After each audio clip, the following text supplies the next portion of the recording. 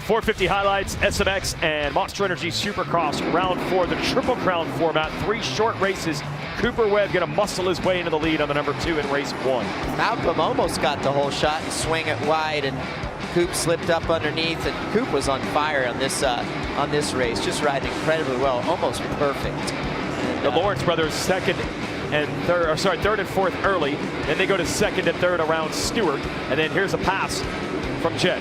Yeah, that was a great pass by Jet to get by his brother, was able to quad out of that rhythm section and blows by him. He tried to make a run on Coop, but just wasn't able to do it. But this guy, Ken, was riding exceptionally well with that red plate here early on in the race. And this was before the track was completely ruined. That would get Roczen up to 4th. Big battle here. Sexton, who got passed by Roczen, then gets around Lawrence, and then challenges Roczen again.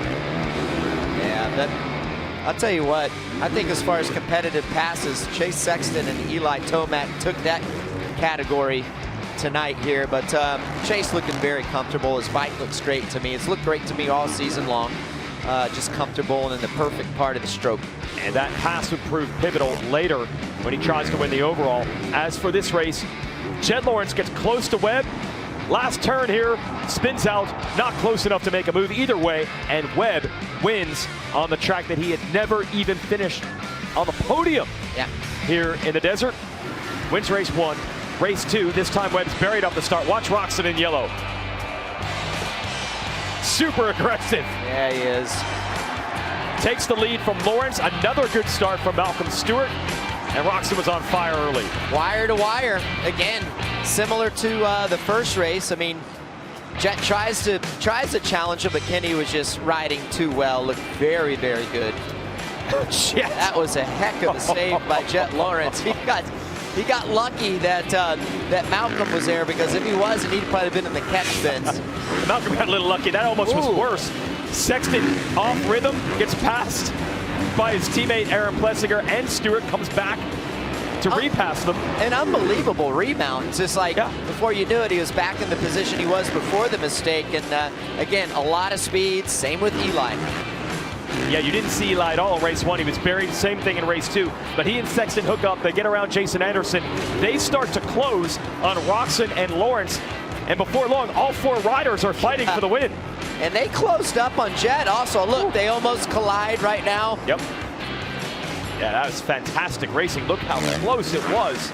But that guy right there, making it happen. Oh yeah, really building the case. This is the guy who said that before the season started, I used to be a title contender. Performances like that say otherwise. You might still be one. He wins race 2 over Jet Lawrence. Race 3, a couple things to watch here. First, you got Justin Barsha with a good start, battling it out with Hunter Lawrence and Sexton, but that's story number 1. Story number 2 is going to be Lawrence here. Yeah, you see Jet's right foot. Watch right here. He gets caught up behind Anderson. Pow, puts his foot down, and then immediately goes off of the track. Said he felt like his knee hyperextended, had really sharp pains coming through there. I'm sure he's going to be going in for an MRI. Let's hope that nothing is too bad or torn or anything like that. Now Sexton is going to blast past Hunter Lawrence here with Tomac lurking. Finally a good start for the number 3. Yeah, they're up there doing what they need to do. They put himself in great position when it counted.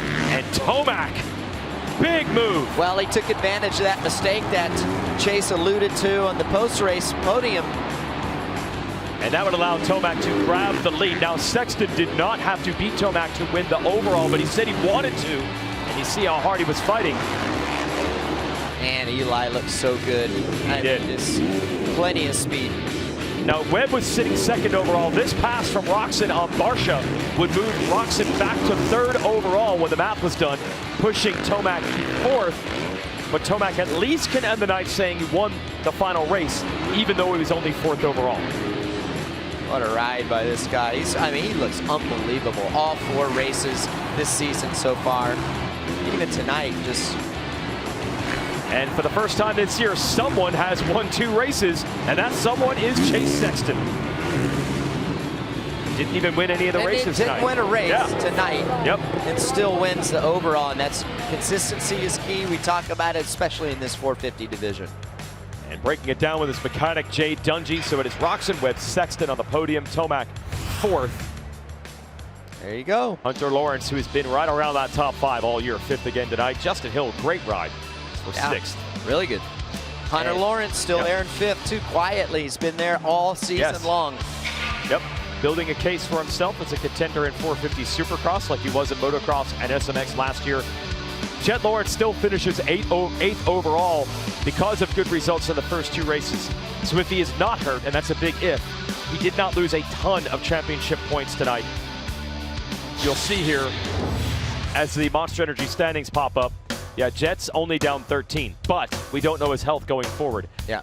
Sexton, though, retakes the point lead. Yeah, Sexton retakes a point lead, and, you know, between the top, I would say, 4, I mean, it's so close and so tight, and it's anyone's championship, but like we saw with Jett, I mean, just anything can happen in this series, and let's hope that we don't see the same scenario.